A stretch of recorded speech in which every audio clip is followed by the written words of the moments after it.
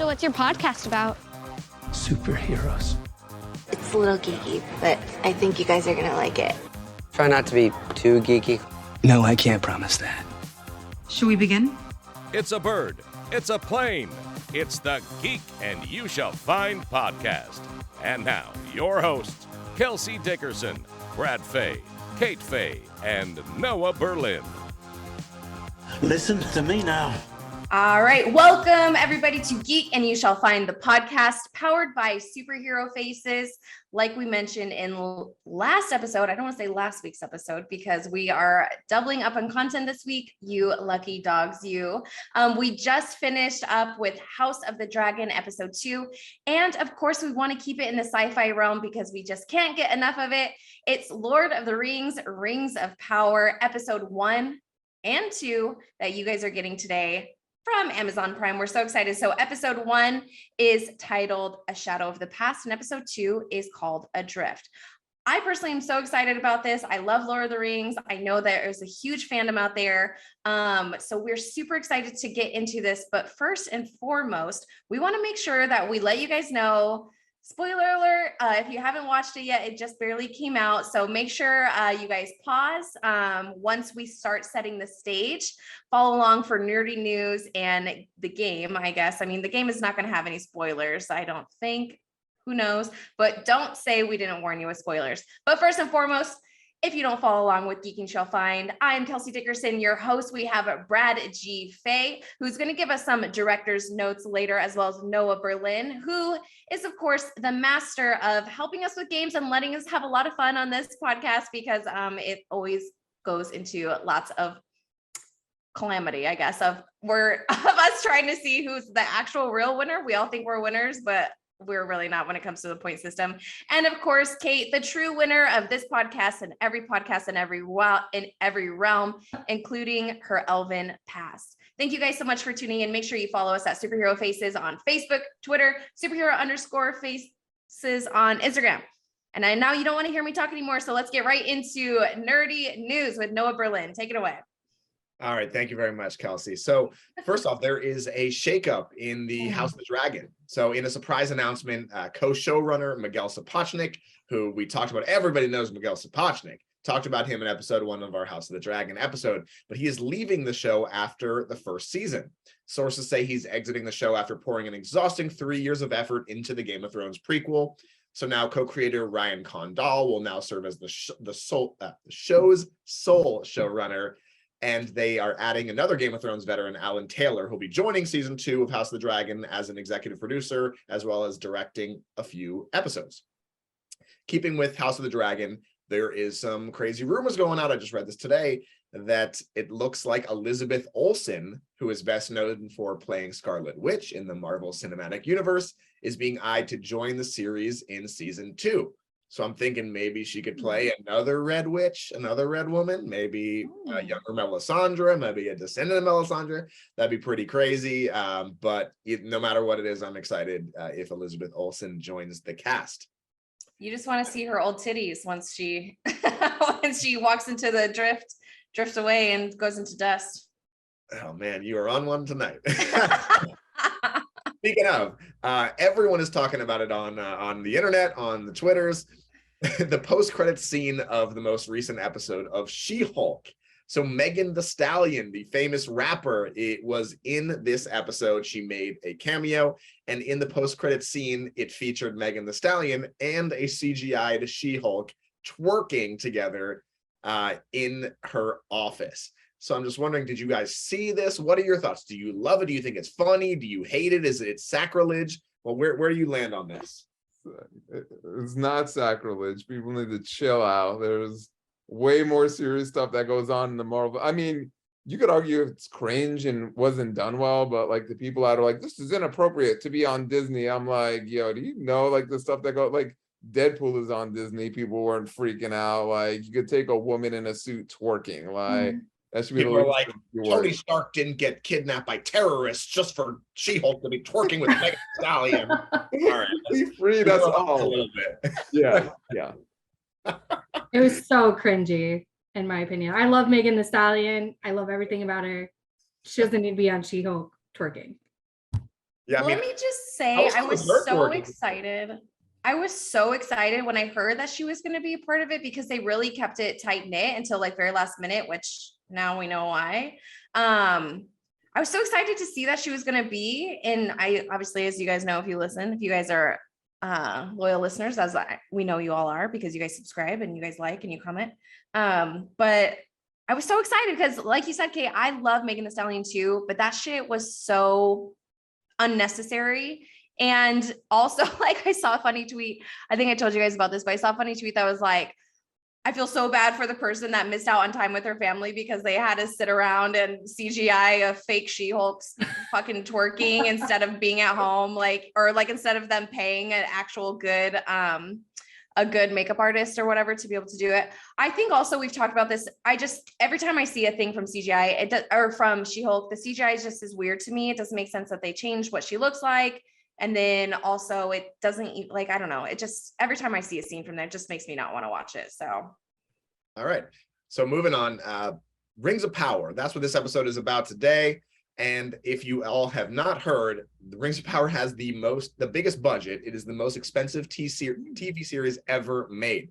So the budget for season 1 clocks in at about $715 million. It's a gargantuan budget, equivalent to about 5.1 million Amazon Prime subscriptions, which cost $139 a year.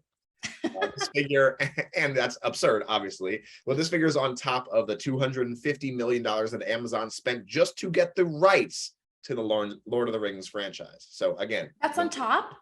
That is on top of the $250 million for the rights, correct. So that's like $1 billion. It is $1 billion. That's Over ridiculous. $1 billion. So, and that's just for season. Wow.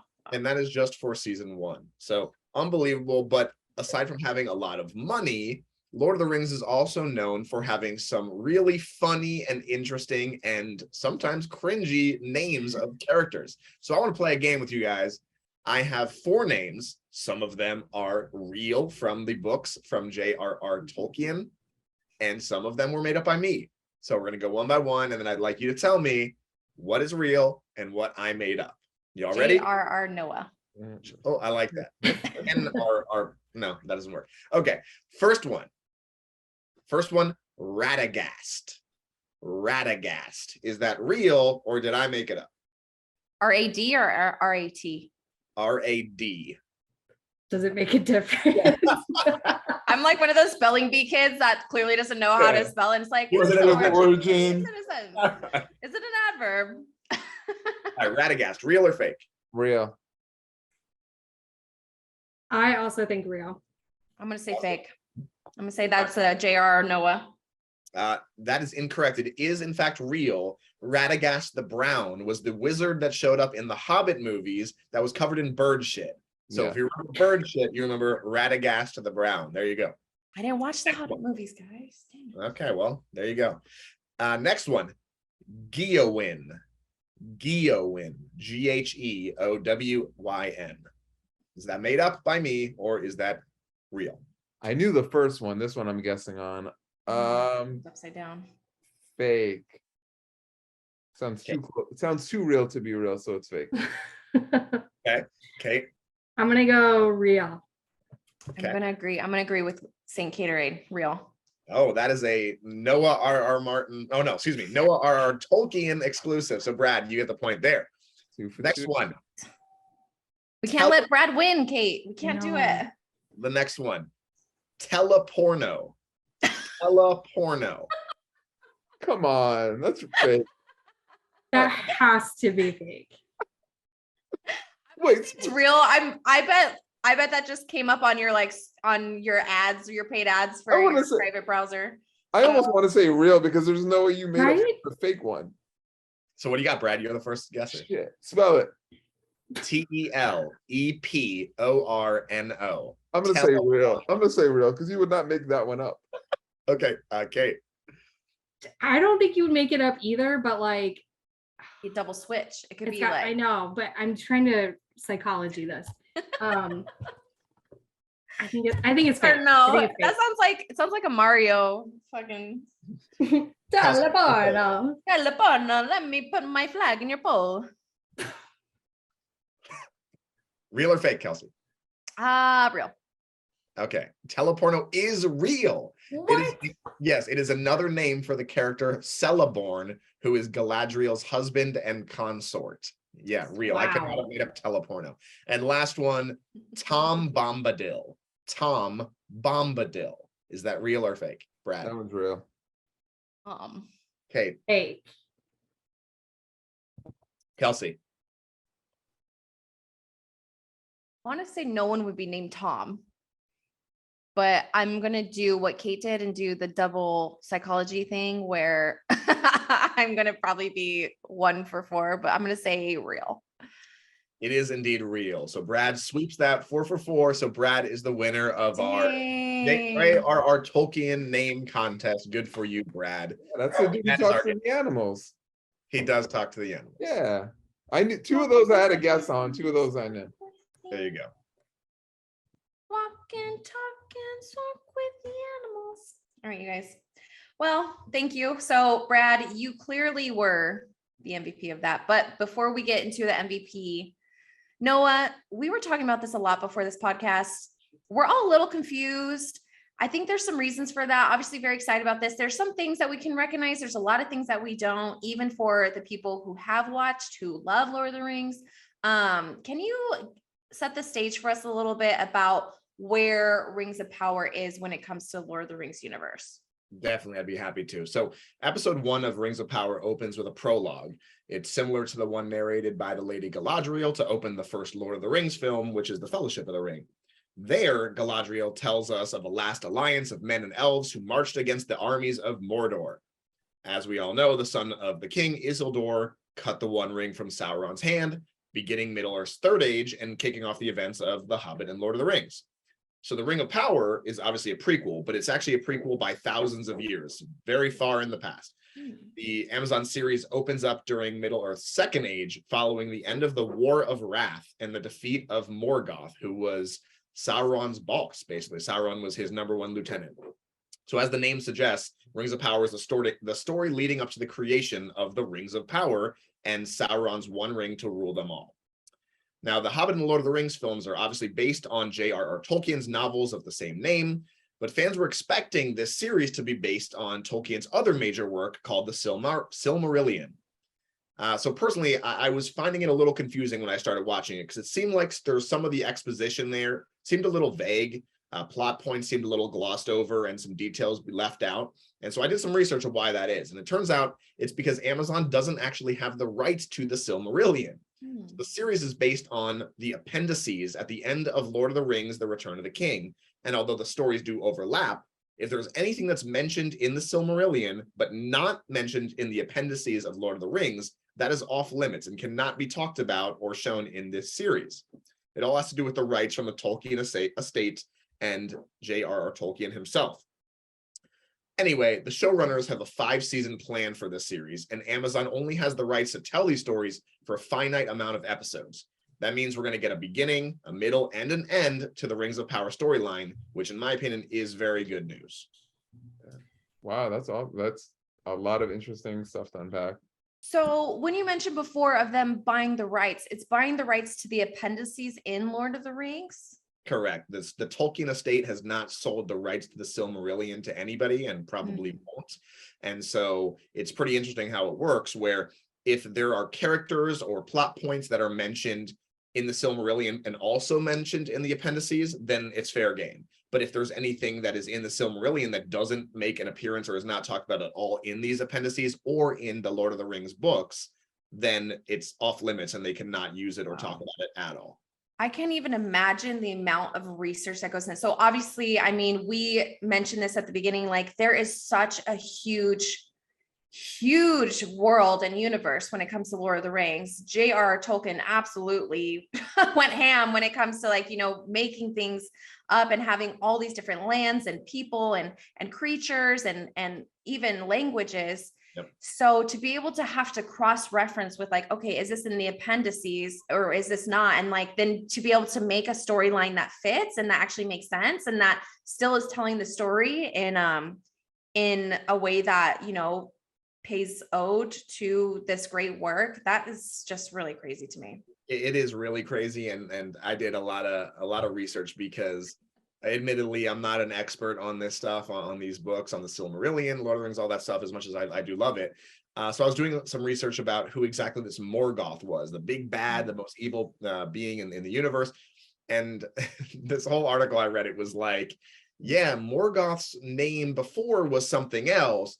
And he was named Morgoth by this one character, which is in this one language, but actually he named him in a different language, and it's a translation to this language. And it's like, God damn, J.R.R. Tolkien is a wild man, but yeah, it's nuts and it's super expansive.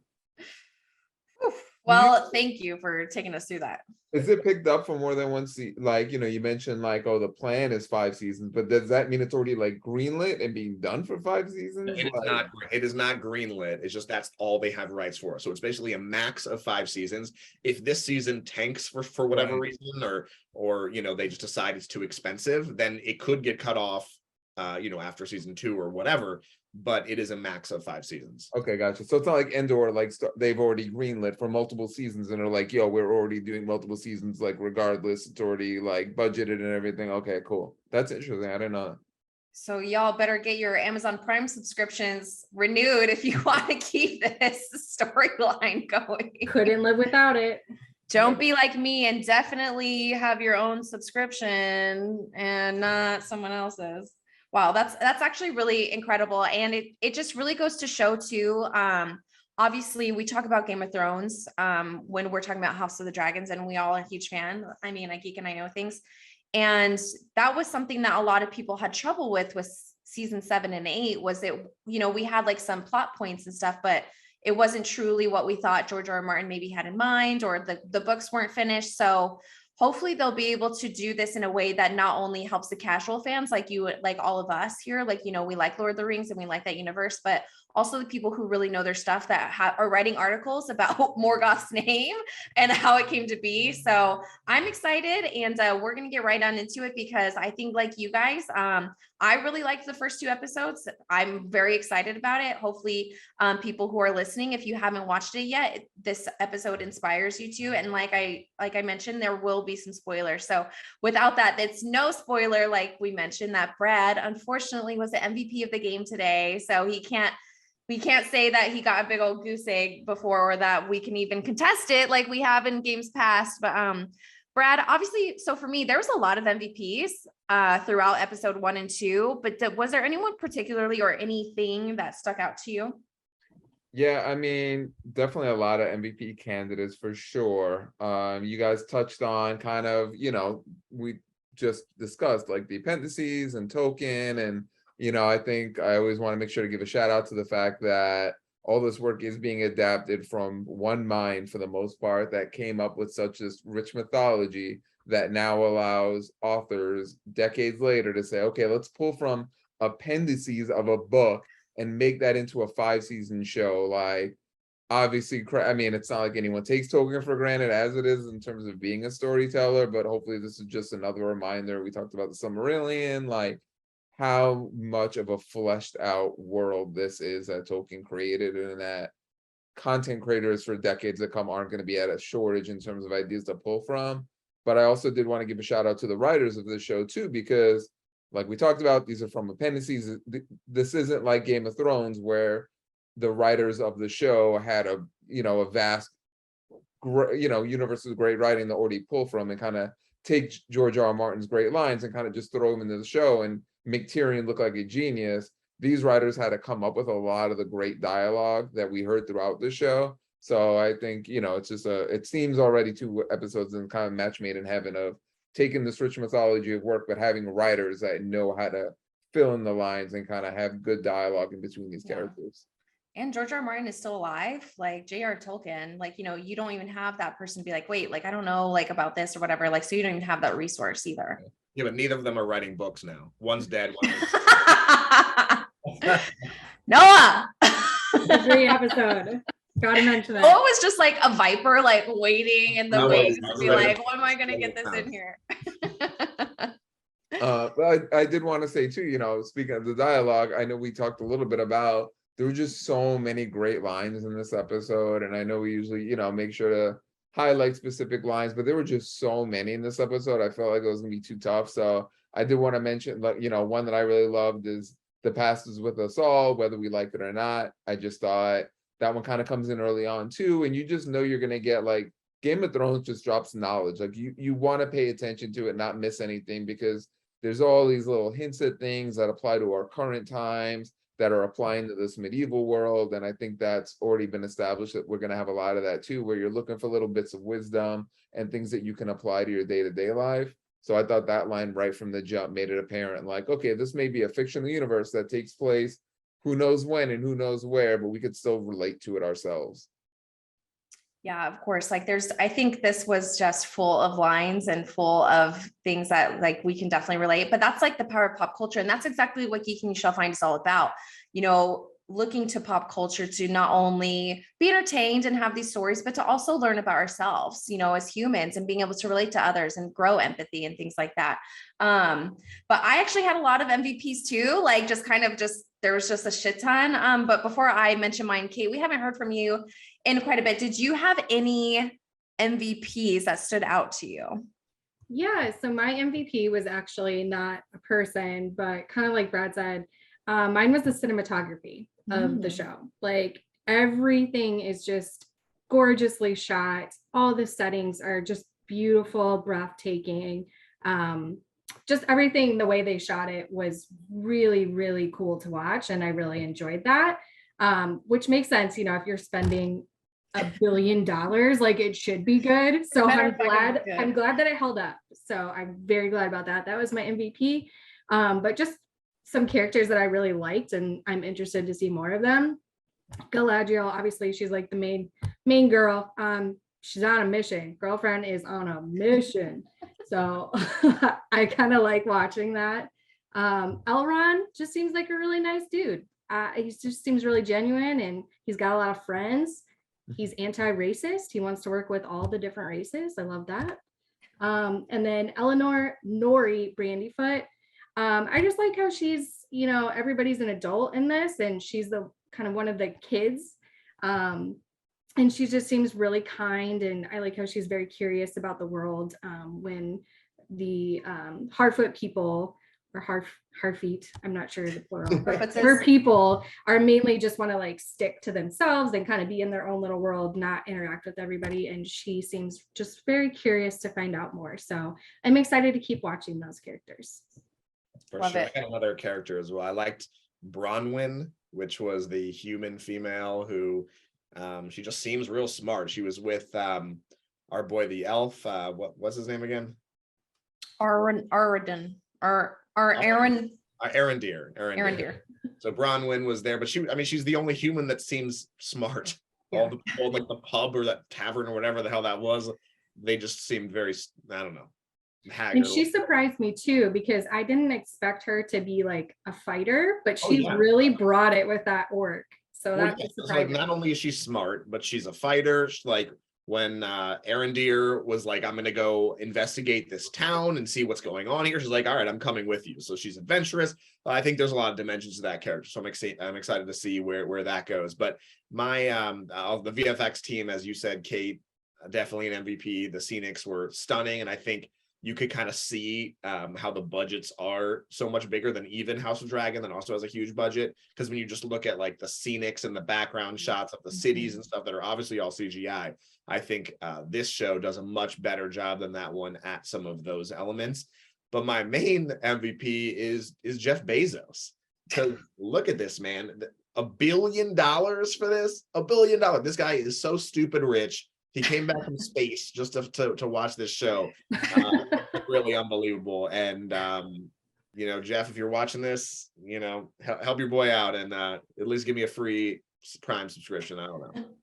I don't know if I would ever agree with you of Jeff Bezos being an MVP in any right, but I agree with you on this. And two, what is so clutch, I was nerding out with you guys about this, and I wish a lot more.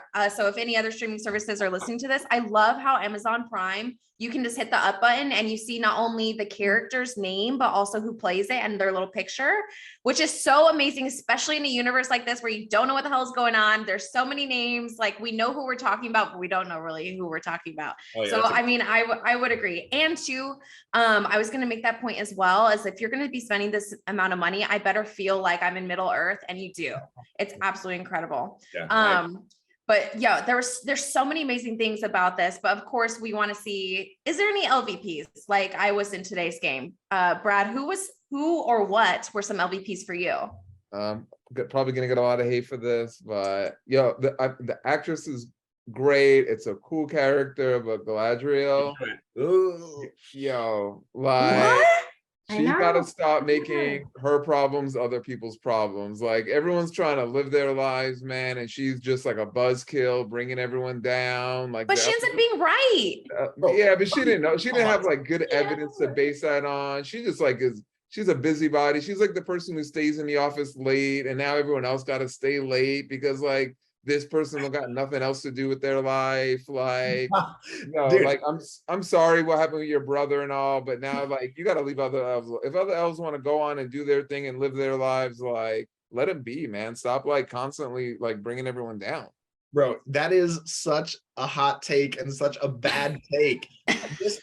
She is over here. She's the only one that's right. She's getting gaslit by everyone, dude. Her own company's like, yeah, we're done. We're not going. Everyone's just like, we're bored of this, of searching for the guy that's obviously going to come back and kill everybody. Like, they know they have evidence. She has the symbol, she has the mark, all this, and everyone's like, nah, we're good. Even though they know the orcs are coming, they know all this stuff, and they're just like, yeah, we're fine. We'd rather just chill, dude. Not at all. She do that. She can go out. She can go out and fight evil if she wants to. It'd be not like by herself. Batman don't force everyone else to go fight crime with him. Batman just goes and fights crime. He's not like, you have a duty and you're going to come out with me and you can never live your life. Like Batman just goes out and does it.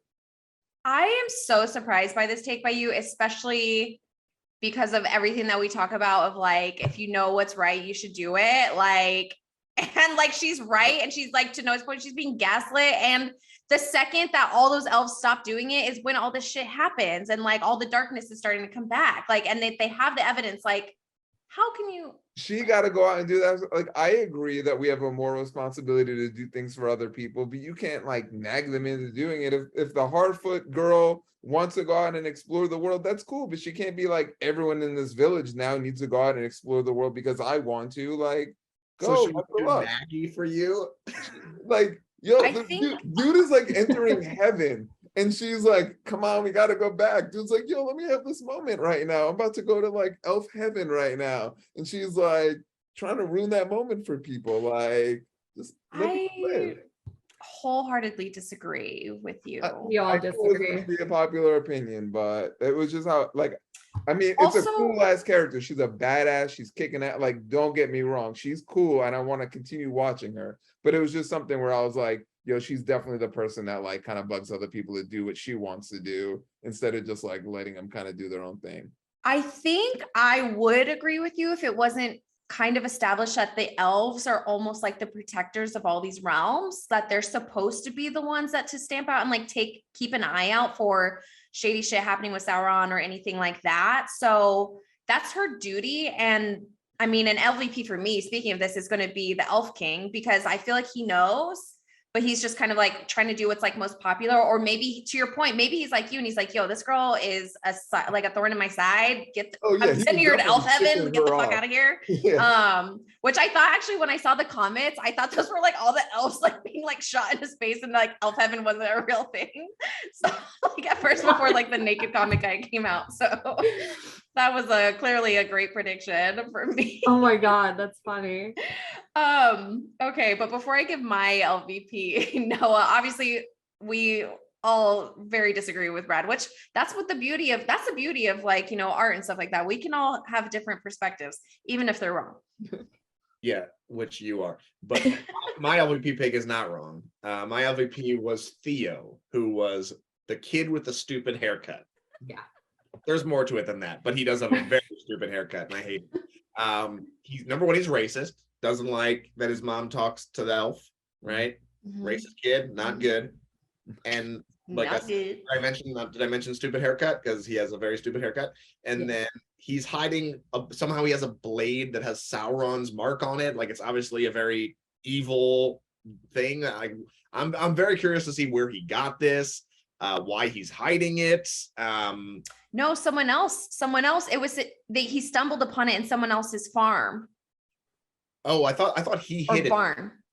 He Yeah, it was did. in the So like, barn. remember, so they go into this barn and then he's like, oh, like I just happened to like step on the right thing. And then they see all this treasure trove stuff of like, I don't know whose barn it is, but I think that's a throwback to like being like, this is why the elves are here, because these people used to, really be like part of like Margoth's like, like people, like, like supporters.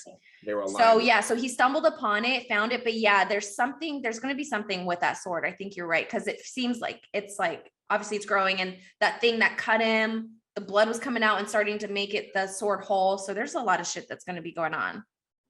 Yeah, that was creepy. I gotta look up this kid's haircut. I do not remember being. It was terrible. I don't remember. Like, it didn't jump out at me. Like, what, he looked like one of the Lost Boys from like Neverland. No, Noah just alienated Like all of the bowl Dutch cut boy nation. haircut a little bit. It was like a bowl cut with bangs kind of thing.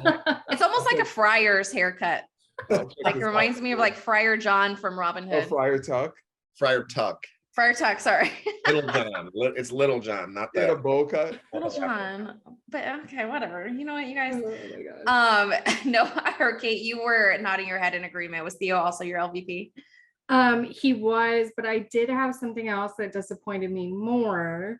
And I don't know if this is because I have a really high bar for intro scenes, not scenes, but the intro like credits.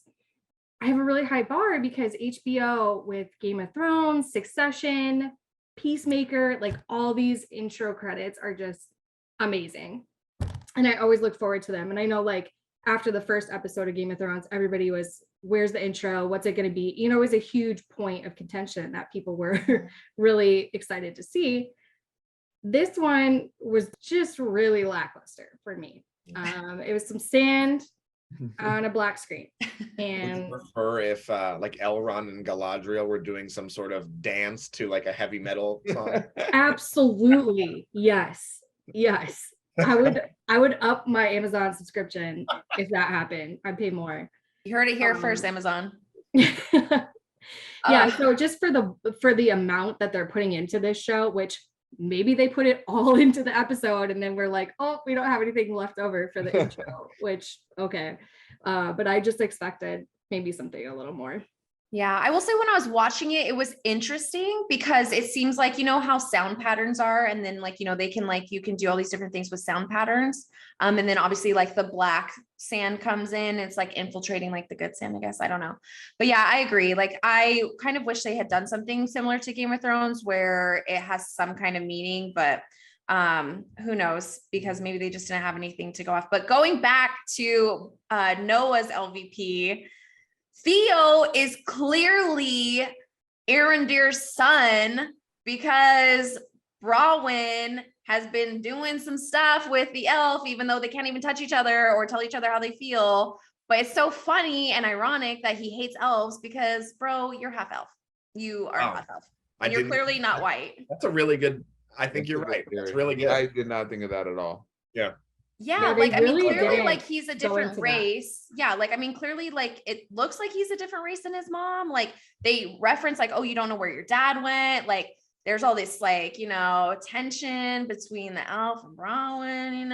So I think it's the son, which I think will be really interesting, especially if we see that maybe he grows in the evil powers. Obviously, he fought the orc and he helped save his mom, but I think there's something there because he has a sword, and we saw how powerful the evil is in things like in items like this with the ring and with all these things. So I think the sword is really going to play a huge part. And he had that weird, like I mentioned, that weird blood stuff coming out. Was like the sword was like, once the blood was like, the sword was like calling his blood to it, and when it joined with the blood, that's when it started growing. Yeah, it's like this the Venom symbiote kind of. Like maybe he's attracted to the sword because he has so much anger in him, or like something along those lines. That kind of like there's like a relationship between the two, maybe. Or like, you know how they talk about like with cults and things like that, or with like, you know, these really far like alt groups or whatever, it's usually people that are very outcast and don't know their place. Yeah. Maybe it's kind of like a callback Yeah. to that. Like he's But been- I didn't want to tell you guys my true LVP before this because I wanted to see your reactions. But my LVP, just because it was so gross and I feel so bad, is the black stuff that came out of the cow when he's like milking it and like all this stuff came out. So gross. That's my Yeah, that was Car. disgusting. That she's like, they're like, what the hell is that? And he's like, oh yeah, the cow wandered to the east. And he's like, how far east? Like, what the hell? Where the hell could it have gone?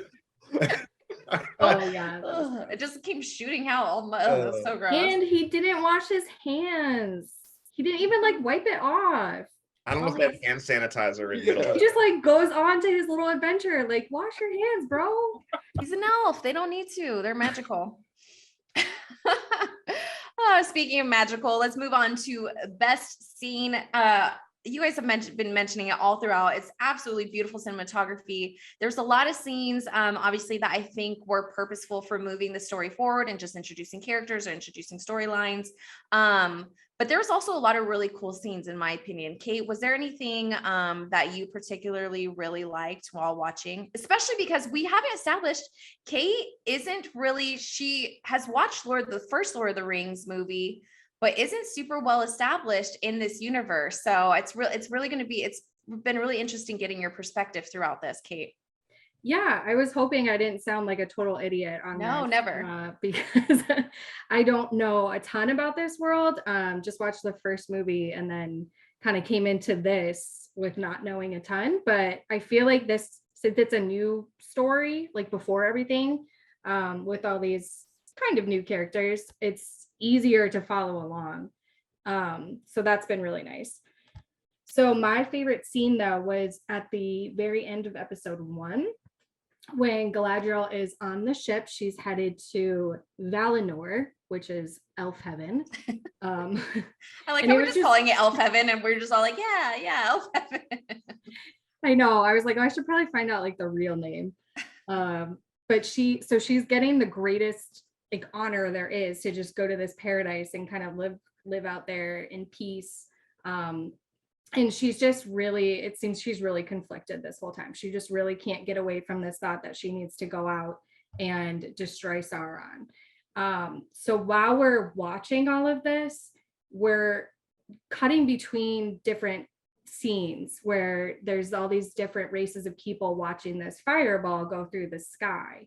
And so we're cutting back and forth. And then also there's voiceover from the very beginning scene, with her and her brother kind of talking about how to find the light, and like sometimes you have to find darkness before you find the light. And it was just such a really cool scene, putting all those different things together. It was just very moving, very well done, and I think just really telling of her character, because she ends up not going into the Elthaben and jumping off the ship, and she's just kind of, they put it there for a minute where she's just kind of in the water, treading water. It's dark, it's quiet. It was just a really, really cool scene and just an awesome way to end the first episode. I was wondering, I was like, is she gonna like swim all the way back to wherever, like however long? I was really interested in how that was gonna end. But yeah, and I also really gonna grab the wheel and force everyone to go to elf heaven and be like, we're going back. You'd like that, wouldn't you? I don't know why you think that she was trying to get people not to go. They were trying to get her to go, and he was trying to convince her to go, and not the other way around. Like he could see that hesitancy. And also I was actually really worried because obviously it focuses a lot on the dagger that she has that she took from her brother while he passed. And I thought she lost it while she was over, but it's fine. She's got it good. Noah, was there any scene for you that particularly stood out? You know, I completely agree, Kate. And there was a few really cool ones, mostly with just kind of the scenics and seeing some of these cities, going to Khazad-dûm, which is the other name for the Mines of Moria, or the area above the Mines of Moria that we see, obviously, that's completely destroyed in the Fellowship of the Ring, and seeing it in all of its glory with the dwarves prospering is just really, really cool to see. But my favorite scene itself was what Kate was talking about, not necessarily the boat part, but when everyone is seeing the same thing in the sky. That was really, really cool. It reminded me a lot of in season 2 of Game of Thrones and the book Clash of Kings, which is the second Game of Thrones book, where they all see this red comet in the sky. And it's a theme in that season where everyone's kind of looking up and they see it. And it means a different thing. It's a different sort of omen to each character. But it was kind of reminiscent of that for me, where they're all looking and seeing the same thing at the same time, which is pretty cool. Well, speaking of that, so I didn't really mention him, but I really liked Sadok, who is a Harfoot, who was going through the book and seeing all these things and really trying to put things together. And he's trying not to worry everybody, but also seeing seeing all these signs. And he's like, oh, this is not good. And he talks about how the skies are different. So I really liked that whole thing coming together. Brad, you're nodding your head. Was that the scene for you that stood out, or was there something else? I think, it's a great show. Like, I really enjoyed like both of them. I thought it was like so well done. There wasn't like a bad scene. There wasn't like okay, let's get out of this storyline kind of isn't moving. Like, so I had, Kate hit the nail on the head with that end scene of the first episode, closed so strong. And the other note I had was, like Noah mentioned, the Mines of Moria, and like getting to go down and seeing what that looked like before like everything went to crap. And we only hear the stories of how it was once this beautiful, well-run city, and it was a sight to behold. And we kind of just see it as like empty, abandoned caverns by the time we get to Lord of the Rings. So like getting to see that, like they really set the bar high of what, for me to get geeked out by that. But seeing it, I was like, man, this looks amazing. So that was a really cool scene. And also, for anybody that is watching or listening to this that was confused while watching the show, where are the hobbits? These people look like hobbits. They're called Harfoot. Why are they not called hobbits? Did a little research into that as well. And it looks like since this takes place in the Second Age, hobbits didn't come around till the Third Age, which is around the time of The Hobbit and Lord of the Rings. So these are kind of the descendants of hobbits, the ancestors of hobbits, called the Harfoot. And similarly with wizards, that's wizards, Gandalf, all that comes in the Third Age as well. So unless some liberties are taken by the showrunners, we probably won't be seeing wizards as well. But yeah, that's why we have Harfoot and not hobbits. Okay, so really kind of the only ones that are consistent throughout, or at least Second Age and Third Age, is people, elves, and dwarves so far. That's what it seems. And then obviously orcs. And the elves and men were the first beings that were created on the earth by the gods, and then came with there's all the mythology with Morgoth and all that stuff. But yes, exactly. Thank you. That's actually really helpful, because I was thinking the whole time, I was like, wait, they're hobbits? Wait, they're not hobbits? So that's actually really helpful. But yeah, so like we mentioned, we started a new topic last episode. If you haven't gotten it, it is director's notes with Brad G. Fay. Because for anyone who doesn't know, Geek and You Shall Find is not only a podcast, but it started out as a documentary where we explore pop culture, we explore the positive effects that it has on this world and how it can help us find our own superheroes. So being able to explore these things in this certain way, we've also kind of referenced how we've been able to see this in Rings of Power. But we're very lucky that we have the director of Geek and You Shall Find with us. So Brad, as a director, what kind of perspective can you give us, or what kind of things have you seen or did you see in Rings of Power that kind of gets your wheels spinning a little bit? Yeah, one of the things I really got quote unquote geeked out about is one of the things we explore in Geek and You Shall Find, and in the series we're developing, is kind of the different reoccurring motifs that we see in different mythologies and different fictional worlds. And we've talked about the Harfoot or Harfeet in this episode a couple of times, and it just was reminiscent of that motif of like the woodland creatures. So I just made a few notes about like other times we might have seen this, and modern day examples we see like the Lorax.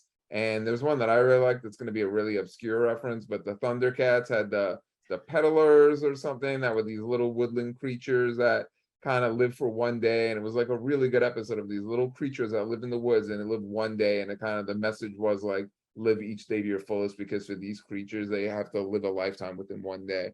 So I just like that kind of idea. And Celtic mythology has the Tuatha de Danann, who are these like kind of creatures that lives in the forest, and they were a big inspiration when George R. Martin created both the Children of the Forest and the White Walkers, he kind of took that race and split them into two different ones.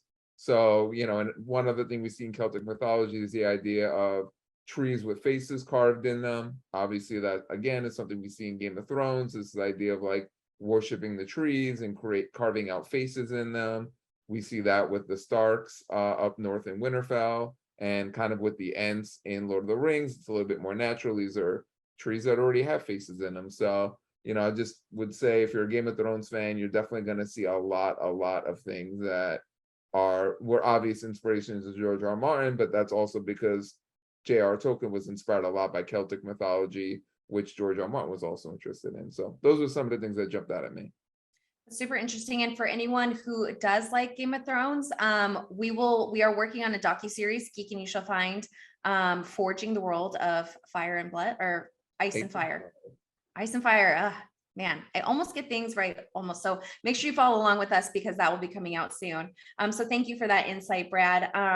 Now, as we mentioned, there's been a lot of callbacks. There's been a lot of things that remind us of Lord of the Rings.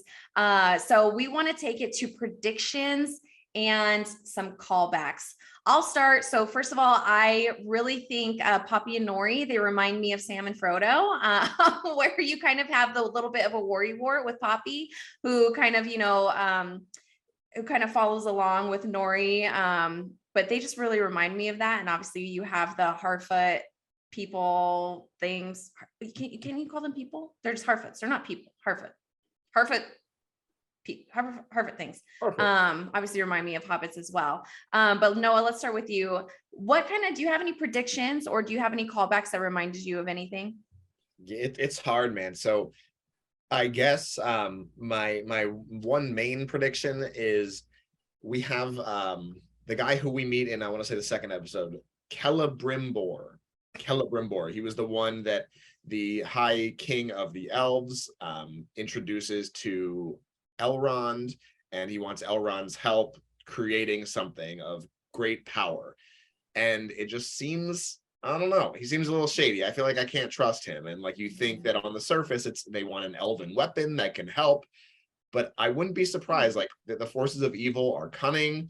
They talk about it a lot in Lord of the Rings, and whether it's Sauron or one of his cohorts, they're known to have shape-shifting abilities. And so I wouldn't be surprised if someone evil is there kind of looking like this guy, and maybe they even have a hand in creating these rings of power. It's not Sauron, who everyone knows is evil, creates these rings, gives it to everyone. Everyone's like, oh, cool. Like, maybe if it's a gift that comes from the elves instead of from Sauron, or it looks like it's from the elves, that could be what entices everyone to accept it and think that there's nothing wrong with it. So I feel like something shady is going on with Celebrimbor and that whole plan.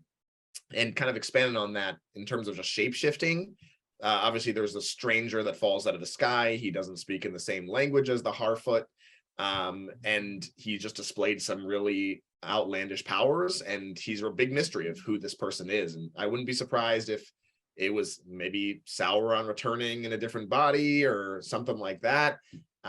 So I don't know. This is kind of just wild guesses, but that's what I got. That's what we do. Interesting. That's actually really interesting. That's a great call with him, and possibly because we see the same thing with Saruman, right? Like, everyone thinks he's a good elf. I mean, he's great friends. He's been friends with Gandalf forever. And then all of a sudden he goes and he's like, he has the white hand of Sauron on, like, his thing. So that is actually very interesting. And I would actually really. He is the white hand. The white hand is him. The white hand of, but then it becomes, thank you. Sorry. You guys, it's a little late while we're recording, so I apologize. No, but that's fantastic call. Kate, obviously I know that you don't really have a lot of things, right? Because you didn't really. Yeah, I don't have any callbacks really, because I only watched the first movie. I did have kind of a theory about this stranger, which echoes Noah's. I thought maybe he was like some type of an early version of a wizard, because they don't exist yet. So I'm like, okay, maybe this is the first wizard. So no idea though. That'd be cool. I like that. Brad? One callback, I don't know if I'd call it a theory, but something I'm going to keep an eye on. My callback, it was kind of cool when, from Lord of the Rings, Gimli is like he's like super hyped to be taking like Legolas like into the mines of Moria, and he's like, yo, we're about to get crunk, it's gonna be lit in here, we're gonna be like pouring in beers, and then they walk in and it's just like, yeah, there's no one here. And I kind of thought it was like, I don't know if it was like an homage to that, but when Elrond was walking with Celebrimbor or whatever, and he's like, oh my god, you wait till a hero's welcome we're about to get, and they kind of get the door shut in their face. So that was a cool little, I don't know if it was like an intentional, I think it was probably intentional callback. But my question, I don't know if anyone on here knows this, but I was wondering, so obviously by the time we get to Lord of the Rings, there's a big beef between the dwarves and the elves. And we kind of see like, Legolas and, like they kind of patch that up a little bit between themselves. Do we know why there is like an existing beef? Because I'm like, is that what we're kind of seeing in the works, is maybe creating this thing is what creates that friction? Yes. So basically, like the dwarves, they played a big role in trying to defend against evil, and like the war and like, or like something that happened. I don't know if it's the war with Sauron particularly, but when they went back to their homes, like they found like they needed help to be able to like help defend them or things like that. And like the elves didn't come to their aid. So they were holding a grudge against them. It's basically, I don't have the details of it, but it's so that's happened already at this point? No, not Okay. yet. Not yet. I thought it had two, and I thought that's why they had a thing, but really I think this is just more personal because he's saying like, hey, to an elf, 20 years is a blink of an eye, but Yeah. for me, I've lived a whole lifetime. Okay. Which I think a lot of us can relate, when we have like some people in our lives that we think would like, stay up to date with us or like, things like that. So I actually really love that. And speaking of elves, I like how Elrond has a lot of what we see in Legolas of like, the like really sly way of talking to people and saying things and really being able to make you think that it's your idea of what he wants to get from you, which I think is such an endearing thing for elves because obviously they don't do it in a malicious way. So I really liked seeing those interactions too. So for me too, and then so just kind of wrapping up this little section, unless anyone else has anything else that they would like to get off their chest about Rings of Power. We end on a cliff. We end on a cliffhanger when we see the King Dwarf and the prince opening up things. They're being like, the elves have to know, like they know that's why they're coming. Why all of a sudden when they come, they open up this little box and this light shines on them. And what I'm thinking is, do you guys remember in Lord of the Rings, Galadriel actually gives Frodo a star so that he can light up, the darkest times, like can light it up. I'm wondering if it's something like that, if it's not that star, if it's not something of that, or maybe even, how they also have like swords that light up when orcs are around or something like that. So that just kind of reminded me of, I'm not sure what it is, but that's my prediction. I think it's going to be something that is going to be a callback, obviously a call to thousands of years later in Lord of the Rings. Yeah. So, my little hot taker prediction, I'm rethinking it now as you just made me think about something else, but it was, and correct me if I'm wrong, but there was a scene in the mines in Khazad-dûm when the king of the dwarves, I don't remember his name, and the prince were talking, and that's when they opened the box and they're like, do you think they knew? Did that happen with the elves too? They both had boxes, or are you mistaken with that? I didn't see the elves having one. I just saw the dwarves. Oh, it was just the dwarves. Okay. So yeah, but I was thinking if both of them had it, maybe they already have these rings and they just, and the rings of power kind of thing, and they're kind of jealous if other ones have it. I don't know. But yeah, the star thing you're talking about, which is what Frodo used to light up the cave where I would say Aragog, but that's the spider in Harry Potter. But Shelob, and Sam used it to get Shelob out of there as well. But that is one of the Silmarils, which is the kind of light of the world. So it wouldn't be. So no, most likely not. But that's where the name the Silmarillion comes from. Is these lands that have the light of the world. So can they even so obviously we don't see it and they don't directly reference it. But could it be like, oh, that's well, no, because it's something that's going to play a part. So then obviously my prediction is wrong, but that's interesting. Yeah, I don't know. It's gonna be interesting to see what they could do with the right stuff, like how much wiggle room. Yeah, I mean, it's really like reminiscent of a lot of the Marvel stuff of like, we can't say mutants, but we can play with this a little bit. Or you got Quicksilver, you can have him in this universe and him in this universe because he's kind of both in the comic books and this is mentioned in the appendices. Yeah, so there's a lot of those kind of vibes. I'm sure they have I'm sure Jeff Bezos has all his lawyers lined up to make sure that they slip. Bezos. Rich people got their lawyers. That's one thing. Not just the whole team of lawyers.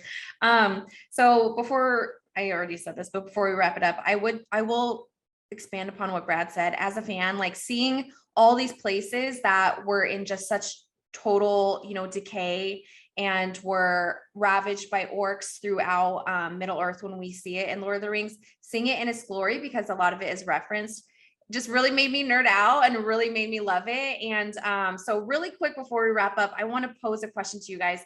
If you had the chance to live anywhere that was introduced to us in the first 2 episodes of Rings of Power, where would it be? I'm going to start with Kate because it's such a mystery for you. I don't know where in the world you would ever go for Middle Earth. Really? I want to live where the elves live. They live in the prettiest places. And they're like and it's so funny because someone references like can't be an elf because he's ugly. And so it's like, so not only do they live in like all these paradise, like they also have an elf heaven, which is like even better, but they're also like gorgeous people. Like they're all beautiful. Like they're so, they're like so like articulate and well-spoken and intelligent. And I guess you better be if you're going to be thousands of years old and, be semi immortal. Noah, where would you live? Yeah, I mean, that's a no-brainer. It's the elf land. It's called Linden, which is the city where they live in. It's in a quote, it serves as the bridge between Middle Earth and Valinor, which is the Blessed Realms, or Elf Heaven, as you guys like to call it. Brad, you like to be the black sheep of this podcast. Do you have a different answer? No, I mean, honestly, on this one, I think we all agree. Like, I know one thing is I couldn't be a Hartfoot because I don't like camping, and those people are really roughing it out there in the trees with their berries and stuff. So that is not enticing to me. You can't have a 50-pound heater that you make Kate go take down into the middle of the Grand Canyon. Yeah, I'm not built for camping. I am not built for camping. So I'll stick with the elves too on this one. All right. Well, I will agree with you with where the elves live, but it's going to be the elf land in Lord of the Rings that we don't quite see yet. Elrond hasn't made it quite yet, and I can't remember what it's called. Is it Rivendell? Rivendell. Thank you. That's where I would live for sure. I was wondering if that appeared where I was like, does that count? I don't know if that has been shown yet. I would love that. But is there anything else you guys would like to talk about, get off your chest before we move on to what we're going to be covering in this upcoming episode? The last thing I'll say is that the guy that plays Elrond, the actor that plays Elrond, he also plays the young Ned Stark in Game of Thrones. And coming later in the season, the actor that plays Benjen Stark will also have a prominent role in this. So 2 Game of Thrones alums in this series. So maybe that's a foreshadowing. Maybe we'll see more Game of Thrones people throughout the series. They do like to pull. Usually when a show or a movie pulls from Game of Thrones, they usually pull multiple. So maybe we'll see more. And speaking of that, if anyone agrees with me, please let us know in the comments. I like the actor of Elrond. I think he's doing great. I just don't think he's a good fit for that character because he looks nothing like Elrond later. I don't think you changed that much even in thousands of years. So that throws me off a little bit. I heard his name Elrond and it didn't even I was like, wait, this can't be the same Elrond that's Liv Tyler's dad in Lord of the Rings. Like, no way. So I don't know. That just kind of threw me off a little bit. But with that, hopefully we haven't thrown you off with this episode. Thank you so much for tuning in. Next episode, which will be coming up this weekend sometime, so make sure you're tuning in. It's going to be back to House of the Dragon, episode 3, Second of His Name, which, as we know, there's going to be a lot here. So we are so thankful for all of you guys tuning in with us. Please make sure to share, comment, subscribe to not only YouTube if you're watching us in person, which thank you so much for looking at our mugs today, but also please make sure to subscribe, comment, and like on all of your favorite streaming services. Make sure to follow us at Twitter at Superhero Faces, as well as on Facebook at Superhero Faces and Superhero geek_faces on Instagram. We are so thankful for you guys tuning in. Please make sure to leave your thoughts in the comments, or if there's anything that you guys would like us to explore in an upcoming episode, we would love to hear your thoughts. Thank you so much. We'll see you right here next time for Geek and You Shall Find, the podcast. Bye. Bye.